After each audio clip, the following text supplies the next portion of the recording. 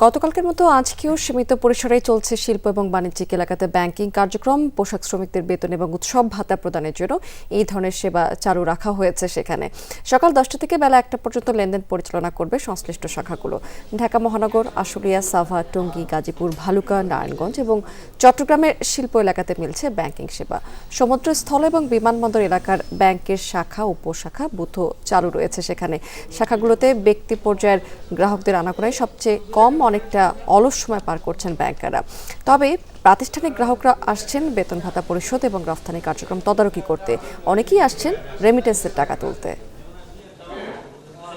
পার্টির চেকটাকে এখান থেকে ড্র করে তারপর আমার ওয়ার্কার বিদায় করবো। ওয়ার্কারদের বেতন দিব আর কি, ঈদ বোনাস দিয়ে বিদায় করবো। আমরা যদি না পাইতাম আর 2 দিন আছে ঈদের বাকি, তখন আমাদের কীভাবে যে দিন কাটতাম আমরা তা কল্পনার বাইরে। গতকাল আজমপুর আর কয়েকটা ব্রাঞ্চে গেছি, কিন্তু সেখানে কোনো ব্যাংক খোলা ছিল না।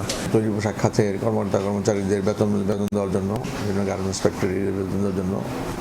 আর আরেকটা বিষয়ের মধ্যে যুক্ত হয়েছে আপনার স্কুলের শিক্ষকদের বেতন, যেটা হচ্ছে আমাদের দক্ষিণাঞ্চল শাখাগুলিতে, সেখানে অনলাইন চেক আমাদের পেমেন্ট হচ্ছে এখান থেকে। আমরা কাস্টমারদের ক্যাশ সার্ভিসটা আজকে দিচ্ছি, উইথড্র করতে পারবে, ডিপোজিটও করতে পারবে। এই ব্যবস্থা আমরা আজকে রেখেছি বিশেষ ব্যবস্থায়।